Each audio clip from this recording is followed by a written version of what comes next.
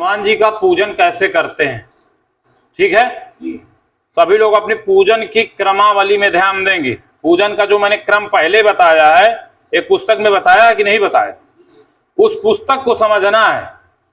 तो जब उस पुस्तक को समझ लेंगे, एक क्रम हमको हमारे पास दे, तो उस पुस्तक को समझने, एक पुस्तक की क्रम हमको भी दीजिए पंडित जी। पहला चीज हमें यह समझना है, हमने पहले बताया कि ब्रह्म मुहूर्त में जब पूजन अर्चन करना हो किसी देवता का, देवी का, गुरु जी का, देव वृक्ष का, कोई भी हो भगवत संबंधित, या हम धार्मिक अनुष्ठान करते हैं, तो हमें सबसे पहला कार्यक्रम क्या करना चाहिए? ब्रह्म मुहूर्त में जागना चाहिए। किसमें? प्रातः काल 3:30 बजे से 4:30 बजे के बीच, ये सब ब्रह्म मुहूर्त में ही आता है, ठीक है। ब्रह्म मुहूर्त में जाग करके स्नान आदि से जब निवृत्त हो जाएं, और स्नान आदि में हर क्रिया आ जाती है स्वच्छ होने के, वस्त्र जो है शुद्ध धारण करना चाहिए। लेकिन यदि आप लोग हनुमान जी का पूजन कर रहे हैं, यजमान से करवाना है, तो उन्हें कौन सा वस्त्र धारण करना चाहिए? पीला वस्त्र, पीला वस्त्र धारण करना चाहिए। ये विधान है, लेकिन कोई दबाव नहीं है वस्त्र आपके पास, तो फिर क्या करेंगे? तो श्वेत वस्त्र। कौन से? श्वेत, ठीक है।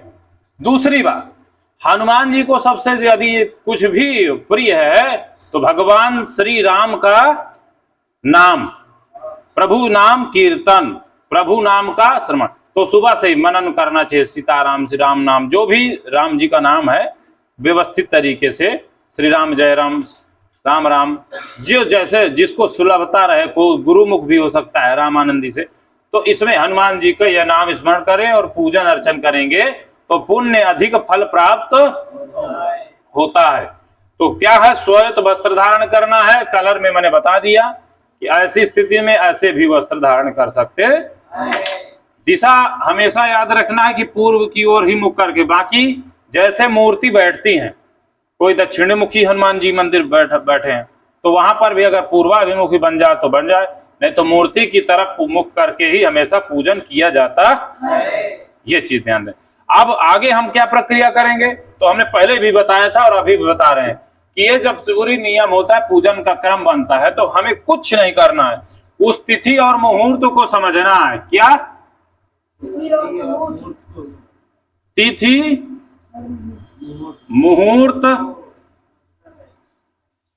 और स्थान, हम कहाँ पूजन कर रहे हैं तो उसका समय कैसा होना चाहिए, ठीक है। कहीं सुबह ब्रह्म मुहूर्त में जाने की जगह नहीं है तो वहां पर समय तो बदलना पड़ेगा ना। तो उन पर जगहों पर भी और हनुमान जी के पूजन के लिए मैं केवल ये नियम अभी बता रहा हूं, ठीक है। तो हमारे पास व्यवस्था में दीपक होना चाहिए, ठीक है। जब तक दीपक जलना चाहिए, जब तक पूजन होना चाहिए।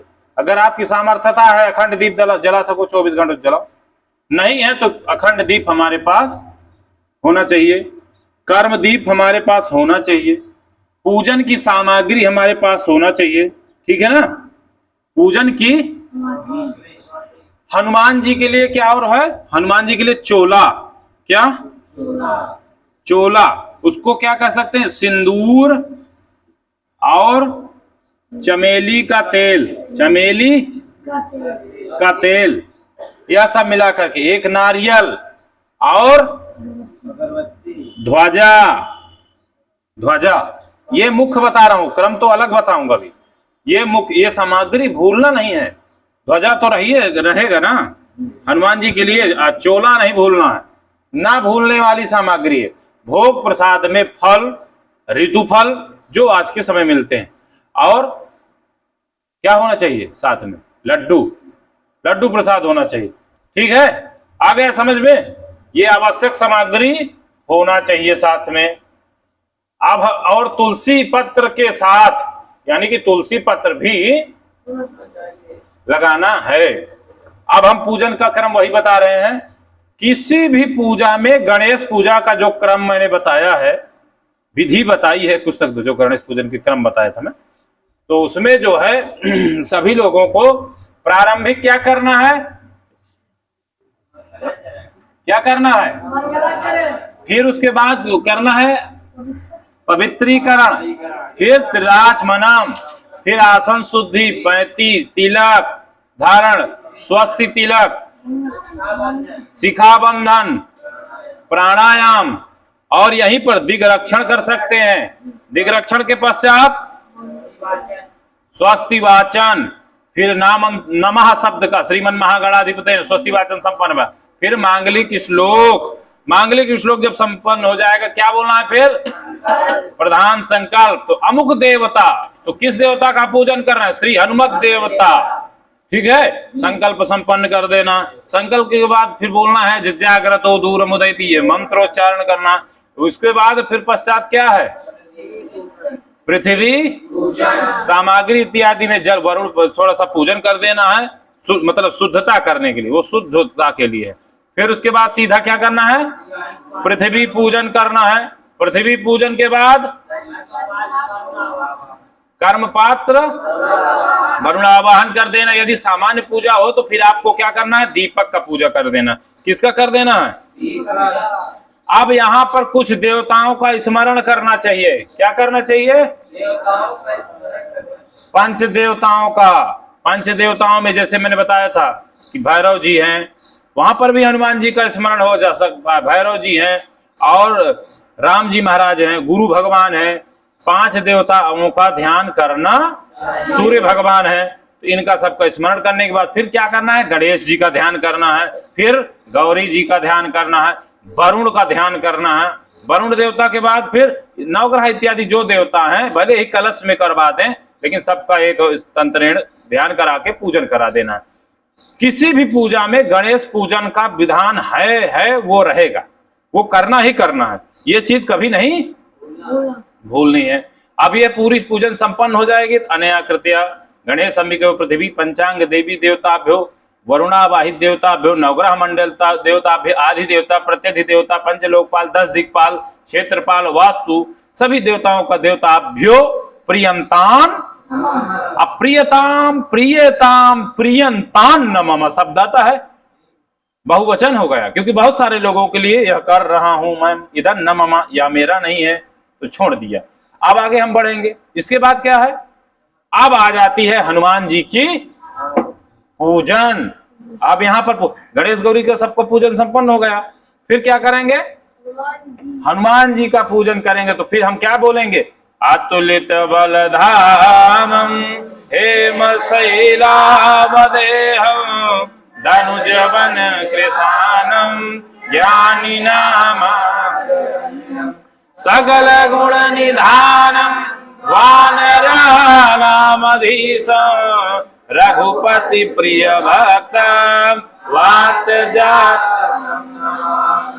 पहला श्लोक इसे बोल देना है। दूसरा अगर बोलने की इच्छा है तो मनोजवम मारुततुल्य वेगं जितेन्द्रियं बुद्धिमतां वरिष्ठं वातात्मजं वा नरयोत्तमोख्यं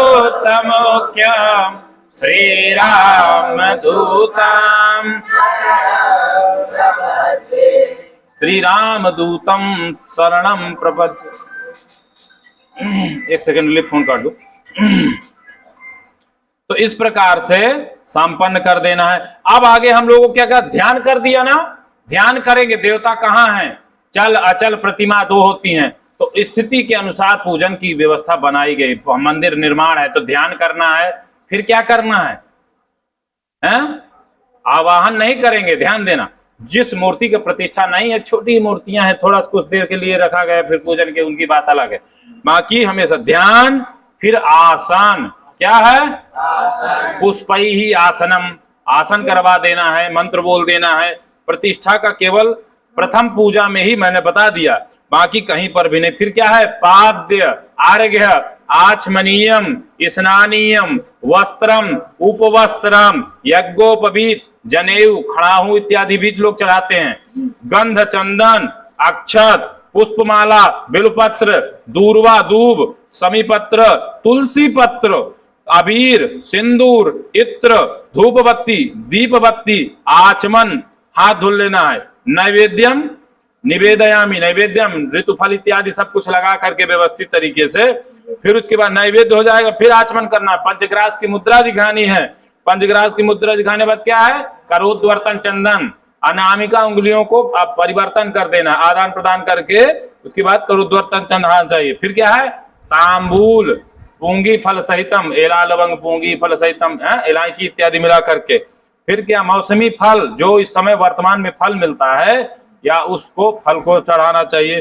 फिर क्या है, श्रीफलम, श्रीफल समझते हो, नारिकेल, नारियल, नारियल का उठाकर श्रेष्ठ तेल उसमें बोलते हैं। फिर क्या है, राज की मुद्रा, द्रव्य दक्षिणा, जो भी यथाशक्ति हो सके। उसके बाद क्या है, विशेष अर्घ्य, विशेष अर्घ्य के बाद प्रदक्षिणा, पुष्पांजलि, प्रार्थना। यदि कर सको तो यहां पर ध्यान देना है कि प्रार्थना जैसे जहां पर है, पुष्पांजलि है, दोनों को रोक देना है। उसके बाद क्या करना है, हवन करा देनी है, आरती करा देनी है, और यहाँ पर उसके बाद समर्पण, हाथ में ये यहाँ पर जैसे यहाँ पर पूरा होगा तो भस्मीकरण इत्यादि करा करके फिर ये महाआरती कराई जाती है। क्या, जैसे प्रदक्षिणा तक हुआ, प्रदक्षिणा तक कर लिया गया, तो फिर क्या करना है, पुष्पांजलि और प्रार्थना जो बचता है, तो उसमें क्या करते हैं कुछ लोग, ऐसा विधि है कि हवन करा देते हैं, फिर महाआरती कराते हैं, फिर पुष्पांजलि प्रार्थना करके समर्पण कर देते हैं। ठीक है ना, इस चीज को ऐसे किया जाता। नहीं है तो पूरा क्रम करा के समर्पण कर दिया, फिर हवन करा के फिर से वही कार्य करना पड़ेगा। तो इससे अच्छा है कि पहले विशेष अर्घ दिलाया, प्रदक्षिणा कर ले, उसके बाद पुष्पांजलि और प्रार्थना छोड़ देनी है। उसके बाद क्या करना है, हवन की तैयारी कर लेनी है, क्योंकि हम देवता को प्रार्थना करके अभी नहीं छोड़ सकते। पूजन करा दिया, सब कुछ है, उसके बाद हवन करा देना है। हवन के बाद क्या है, हवन की पूरी प्रक्रिया संपन्न हो गई। उसके बाद क्या बचता है, पुष्पांजलि, प्रार्थना, और उसके बाद समर्पण। समर्पण यहीं पर समर्पण क्षमा याचना हो जाएगी। फिर हाथ में जल ले लेना है। अनया पूजा कर दिया, श्री हनुमत देवताभ्यो प्रियंतान छोड़ देना है। यह हो गई पूरी पूजा की संपन्नता हो जाएगी। जब पूजन की संपन्नता हो जाएगी तो फिर क्या लिखते हैं कि हाथ में कलावा यजमान को बांध दें, यजमान को प्रसाद दे दें, यजमान का अभिषेक कर दें, फिर जय जयकार करें, और उसके बाद आसन के नीचे जल छोड़ना है, तो विसर्जन करके आसन के नीचे जल छोड़ लेना है। और उसके बाद जो है, इंद्राय नमः, शक्राय, हनुमान जी महाराज की। इस प्रकार से सरल प्रक्रिया में भी हम पूजन संपन्न कर सकते हैं। अभी पूजन में यह कुछ विधियां हैं बताई जा रही। अभी पूजन में जैसे आसन है, तो आसन का मंत्र और वो दोनों लेके चलना, एक एक श्लोक बताना, एक श्लोक को याद सुनना है, उसके बाद आगे बढ़ना। तो जो लोग यहाँ YouTube में भी देख रहे हैं उनको भी यही है, वो भी सीखना चाहते हैं तो क्रमबद्ध चले। यह उन लोगों के लिए थी जो इनकी चेष्टा है कुछ समझने की, और कल पूजन है इसलिए उन्हें बताया गया। ठीक है, ये वीडियो संपन्न कर